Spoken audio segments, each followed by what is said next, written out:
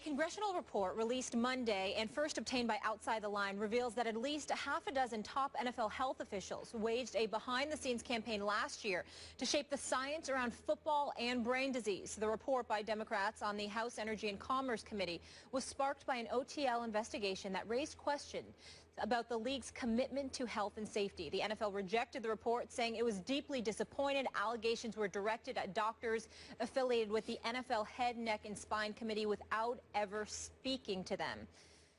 Stephen A., what do you make of this? What I make of this is that the NFL looks very, very bad. They can slice it any way they want to, and I'm quite sure there are nuggets of truth to what they're saying.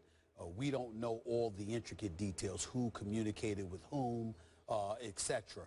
But when you have congressional figures quoted by name on the record questioning the integrity of the NFL and their ulterior motives as it pertains to research involving CTE, knowing the history of the NFL with concussions and beyond, knowing the lawsuits that they're entertaining, knowing how they anticipate former players coming down the pike with these same kind of injuries, etc., to vow in writing and pledge in writing to give $16 million and then to renege on that offer. That's very, very bad. And then on top of it all, to be informed that if you don't follow through on your promise, that taxpayers are ultimately going to have to pick up the tab and still elect not to give the $16 million. It looks very bad. It doesn't matter that you threw $2 million to additional research and what have you. You tried essentially, according to them, to manipulate who the researchers actually are. That involves undue influence, which is what congressional figures were alluding to when they spoke about the absence of integrity on the part of the National Football League.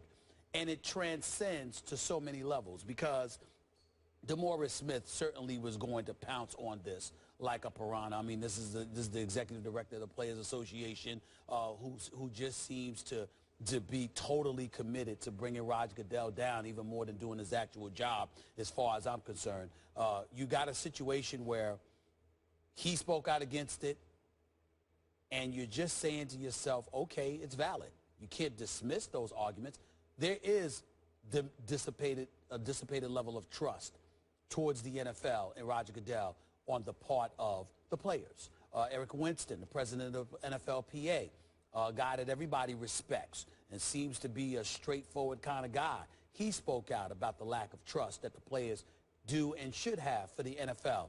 This does not look good, and it does not bode well for the NFL.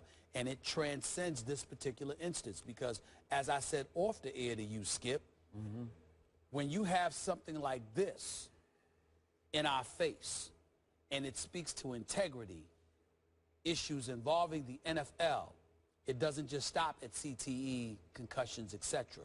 It also transcends to Deflategate. It also transcends to or transfers to other issues involving players where you're looking at the league as a partner and recognizing that you don't really see them that way because they can't be trusted. The NFL doesn't look good here. They look incredibly petty, and more importantly, they look incredibly, incredibly cheap, because what boggles my mind is that they're projected to make, when they signed the new collective bargaining agreement years back, they were projected to make about $18 billion annually. The owners themselves pocketed $226 million apiece from profits, revenue profits last year. We're talking about $16 million.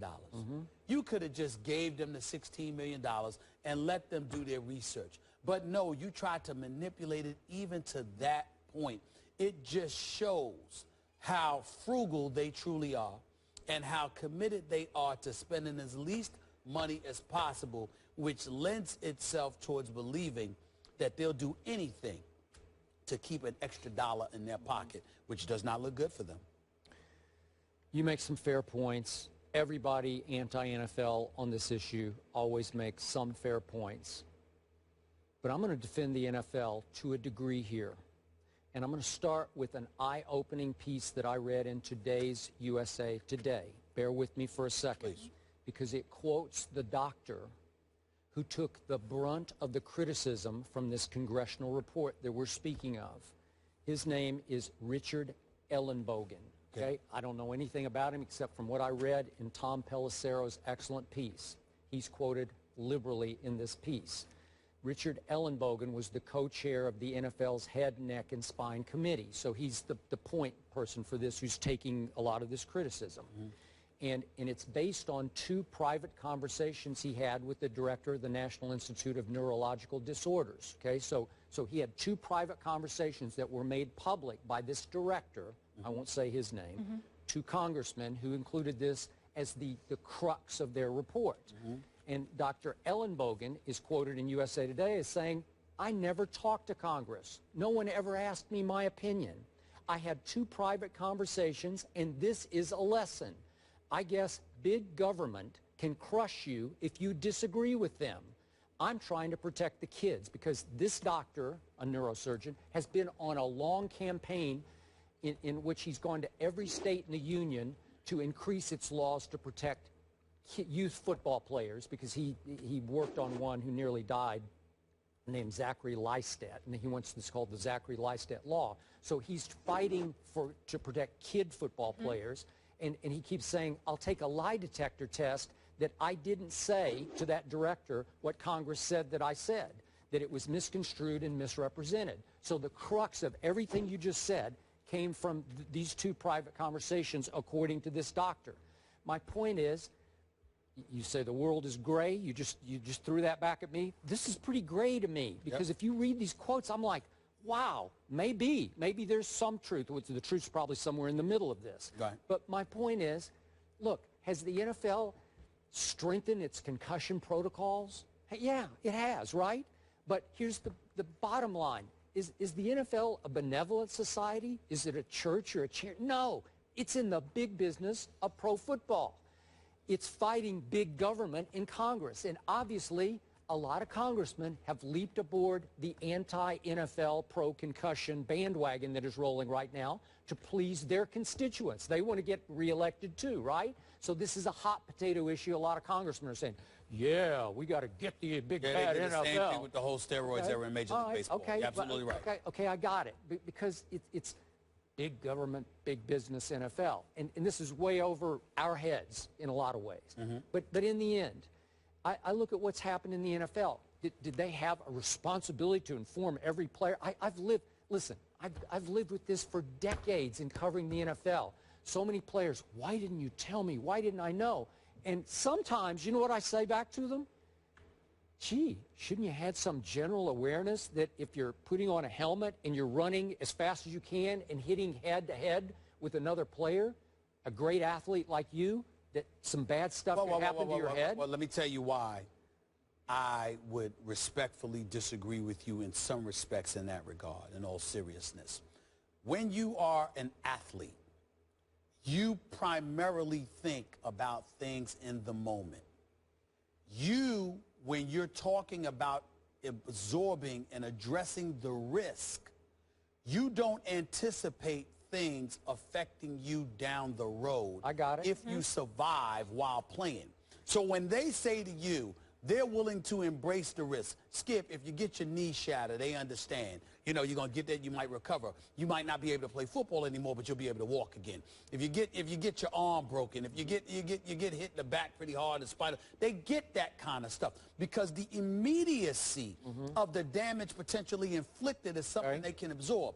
But CTE, you know, that's an entirely different ballgame because what happens there is you're talking about decades down the road where residual impact can affect you. And what they're saying is, just like Will Smith did, and when I didn't just interview Will Smith on camera, we talked extensively off camera, and he was like, him and the director of the movie, it's like you have a right to know. And so when the NFL comes across as making a concerted effort to minimize your ability to know, that's where it becomes problematic. But I don't just hold them accountable. Once again, and it's hard for me because I actually genuinely like and respect DeMaurice Smith. But I hold him culpable to some degree. Now, some would say, how?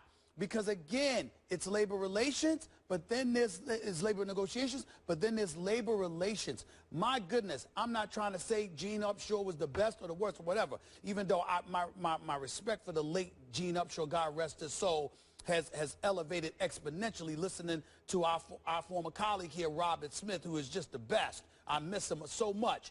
This guy worked under Gene Upshaw, and you're talking about labor relations where you cultivate relationships with the NFL. So in some matters, you're working in concert with one another to assist the players outside the legal realm.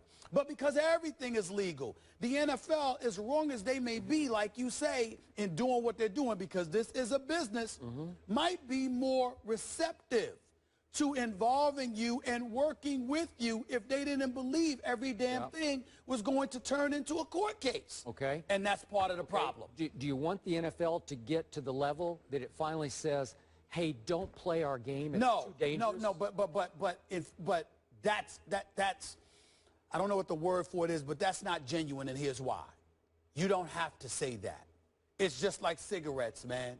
These are the dangers. Yeah. People gonna still smoke.